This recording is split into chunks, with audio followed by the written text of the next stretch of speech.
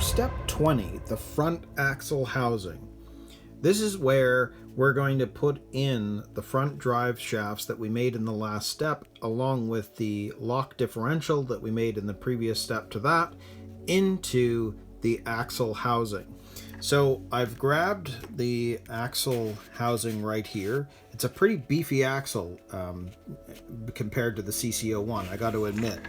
And we're going to add some of these other gears. We've got some E-clips that we need to put on, bearings. We've got to grease up the main drive gear, and then we're going to be attaching it all and greasing up the little bevel gear as well. So here's all of the hardware that we're going to need for step 20, and it's quite a bit actually.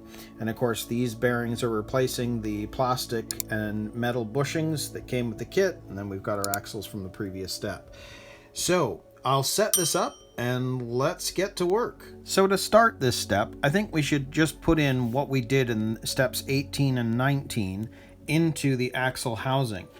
Now, one of the things is, if you've cut these off the parts tree and then can't remember which one was B2 or B1, I think it was, B2, B1, yes, it's easy to spot, because when you're working on this one upside down, you can see that the opening where the axle is going to be is on this side.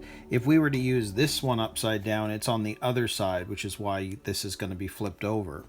So if we stick with this one, we know that on this side, it's showing that we're going to be using this pin is going to go into the back end of that differential.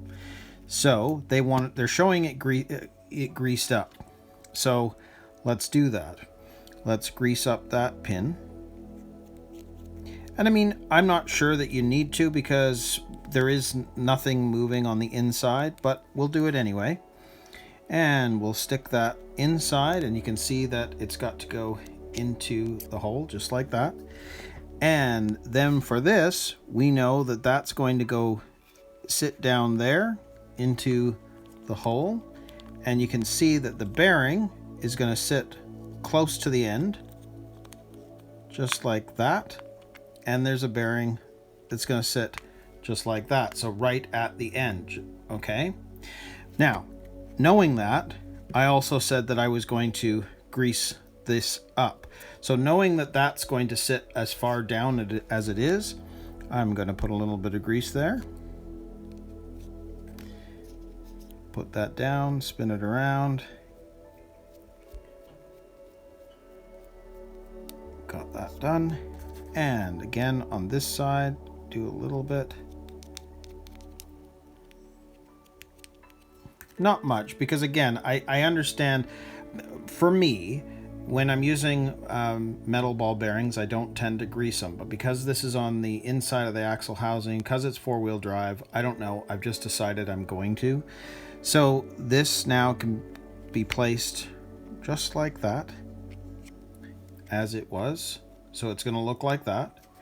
On the other side, we know we're going to be doing pretty much the same thing. So I can actually grease this side up a little bit. We know that the bearing is going to sit at the end. So I'm just spinning it and greasing it at the same time.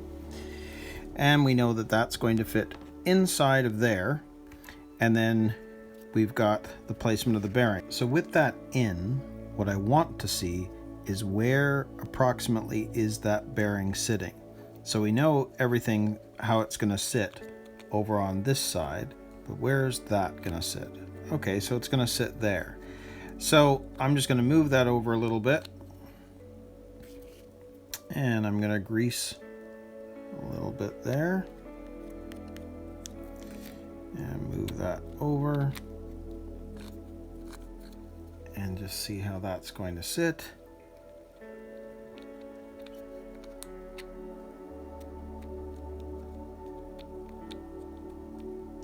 And it looks like it's going to sit just like that. So now it's all in place. These are, I have a little bit of grease on either side, and they're in that right spot. So that's how that's looking at the moment. So we'll put this aside for now. So for the next step with this, let's start working with the joint shaft. And you can see that we need to put a E-clip on there. So let's do that first.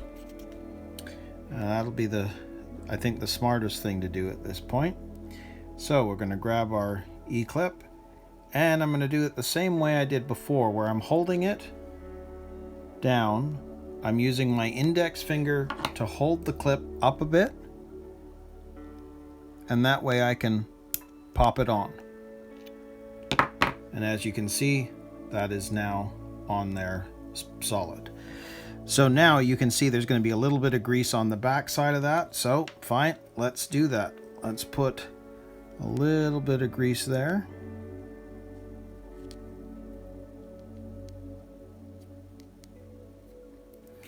Grab a bearing, and we're going to slide that on, spin it. That's fine. And then you can see on the other side there's going to be a bit of grease too. But first off, we have to slide this bevel gear, and you can see the way that that is shaped and the joint is shaped, that's going to slide on just like that. So that leaves it open.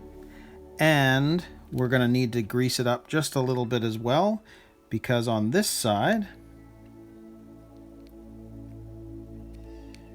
we have this little 850 bearing that has to go on the end. So you can see there, that's how it would look. That now is going to sit over top of that so that it looks like that. And you can see there's a gap, and that doesn't matter. It's meant to be like that. So now you can see that that part is finished. We've finished that. We've finished this. Now we move on to actually installing it all into the axle housing. So if you look at this, this now is going to sit, and you can see where the bearing is going to sit on that end, and you can see that where the bearing is going to sit on this end. So that is going to sit just like that. Now, it's showing you it needs grease and it needs grease. Well, this is where I kind of like how I like doing it, because you can grease everything up at the same time. So I'm going to start putting some grease in.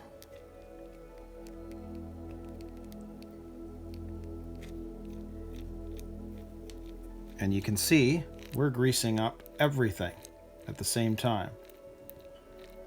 I have to say, this is kind of like the fun part. I like working with the grease and the gears. So that's great. So that part is done. So it's greased, ready to go. So that part is done.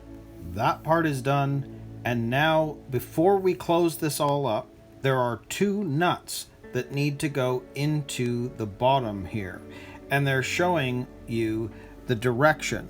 And the reason they're showing you the direction, I mean, they didn't do it when we were working on the nuts before. But if you look down there, the edge or the corner of the nut has to be facing down. So, you don't want to just put these in.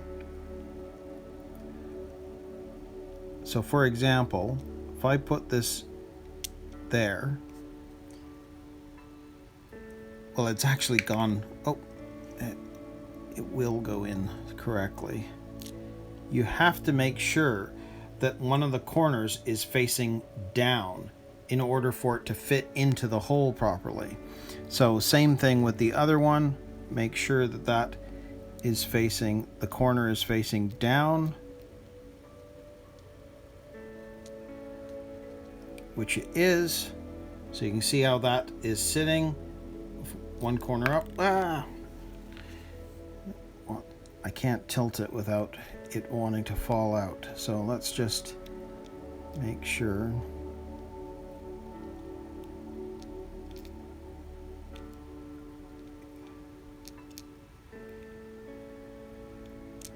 There. Keeps getting caught on my hand.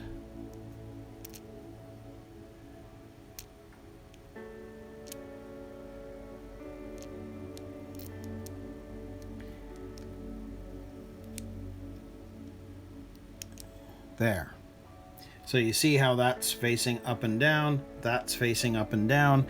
So now we can take the other side of that axle housing and we can now close it up. And then, so it's going to look like that.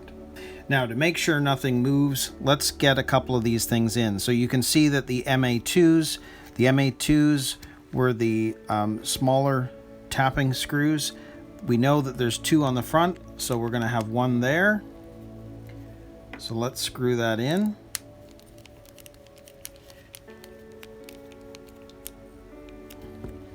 And we've got this one right here. I'm going to change screwdrivers.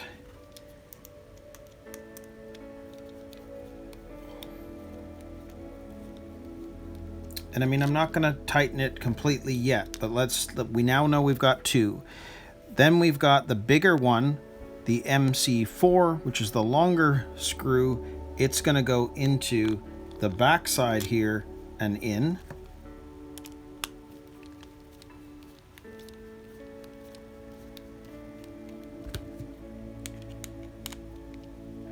So at least we've got a start. Now I haven't screwed everything in tight yet, because I want to make sure everything else is fine. So we've got those 3 in, but there's also these 4 really tiny tapping screws, and I mean, they're super tiny. I'm hoping that this screwdriver is going to work.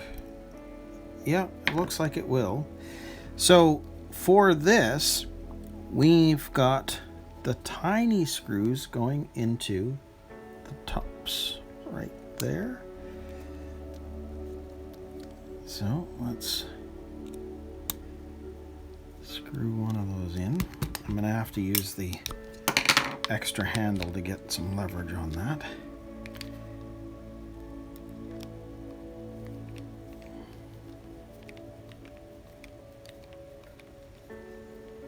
Seem to go in quite well, so let's grab the other one. Put that one in there.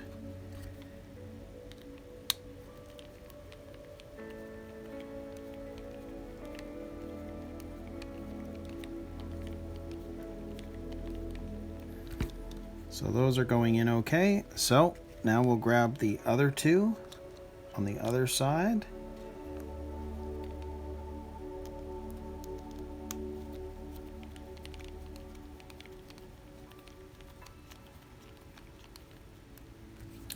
And the other one here. And put that one on that side.